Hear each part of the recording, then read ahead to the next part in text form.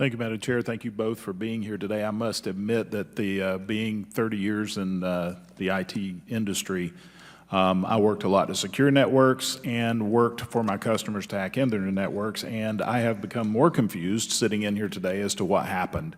I thought it would be clarifying. First of all, let me say, the majority of data leaks or cyber breaches are as the result of some form of human error. That is just known in the industry. When we work with companies, and I still will consult occasionally without fee to people who ask, especially when it comes to setting up a security policy, your first thing you do is understand the majority of your data breaches are going to come from some form of human error. In 2017, Equifax had one of the largest data breaches in our country's history. It was because of a human error, just because someone failed to apply a patch to a system that was critical for their cybersecurity. So when I hear that it was a mistake, human error, tells me that there are other policies that were not in place to protect against these human errors. Two-person integrity, double-checking what people are doing. The other thing is an exposed IP address in itself does not create an exploitable server. Many servers have, through some form of firewall, gateway, IP masking, there is access to those servers that it's needed.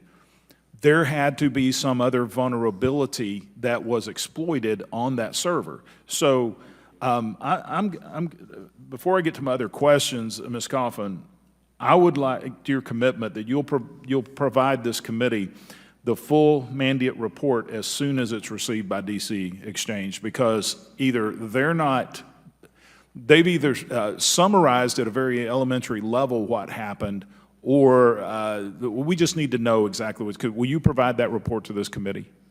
You have Mandiant's incident report. In addition to that, what I'm committing to doing is providing additional reports and information we gleaned from external independent cybersecurity experts that I've asked to look at our entire system, to your point of processes, policies, looking at the entire AWS environment that we're in, looking at our firewalls, our code, our configurations. I'm committing to providing you with updates on what we learned from external experts we've hired and all the steps that we're taking to make sure this never happens again. And we have tried, and I hope you recognize this, to be as transparent as possible and provide you with information as we have facts. I myself briefed 6 different congressional committees to date. We've met with... Well, I don't mean to cut you off, but I am limited on time, and I do have to get to other things. We appreciate your transparency with us. We don't appreciate the transparency with the hackers, okay? And this is... just from what I've heard in here today, I mean, every system is subjected to a hacker. When I ran a business, it was always, the question was not if my customer is going to be hacked, but when. And you always had to stay a step ahead of the bad guy. It's vigilance. It's continual vigilance. That's the only way that you can secure against this. From just what I've seen so far, that this was made extremely easy for somebody to get in. But let me get to my questions at this point. I'm going to start with Ms. Spender. Can you briefly describe for us the level of assessment a vendor must undergo prior to providing an essential service to the House that requires access to member and staff data?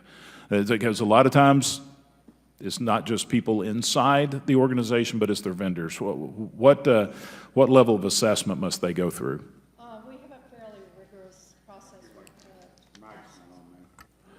Fairly rigorous process we put our vendors through.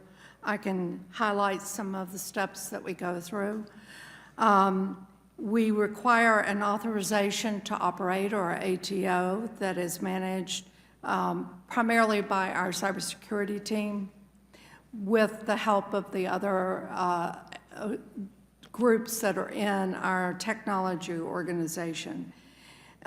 This is for contractor-owned systems, systems hosted outside of the house infrastructure, enterprise cloud systems, and third-party service providers and solutions or applications hosted on house infrastructure.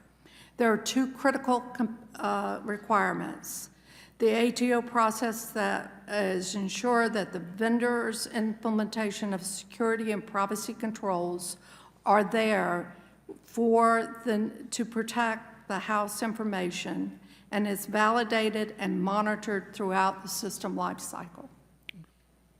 The ATO process requires vendor-supported information systems to undergo an independent assessment to test and validate the implementation of security controls to protect the confidentiality, integrity, availability, and privacy of house information. A condition of the ATO approval is that the vendor system be enrolled in a continuous monitoring program to continuously assess and validate successful implementation and effectiveness of required security controls. Well, it sounds like is not only do you give the access, but you're continuing to monitor their access. Okay. And if there were anything that would come up, similar to some of the things that were brought up about VMware, SolarWinds, things of that sort, and we knew a vendor might be using that product, we would immediately contact them and initiate some type of requested assessment. Thank you very much. Ms. Kaufman, same question. Briefly describe for us your level of assessment a vendor must go through prior to providing service to the DC Health Exchange. Thank you. So for our vendors, we require that for their employees that there is no civil or criminal activity related to, and I'll just read you a portion relevant to this: fraud, theft, embezzlement, breach of fiduciary responsibility, or other financial misconduct in connection with the delivery of healthcare item or service, or with respect to any act or omission in any program operated by or financed in whole or in part by any federal, state, or local government agency. So our vendors are required to do due diligence on employees that they hire. For our own employees, we follow DC government standards, which include criminal background checks for security-sensitive positions, which means fingerprinting, FBI fingerprinting, and criminal background. So what I'm hearing is you do a form of background check on your vendors and your employees. What I didn't hear is the ongoing analysis of your vendors and their access to the systems and evaluating their systems as well. I just want to clarify, we do the background checks working with another DC agency. For our employees, we require our vendors to be responsible for doing the checks on their employees. Otherwise, they're in breach of their contract. No, so okay, I understand. I've gone way over my time. Yield back.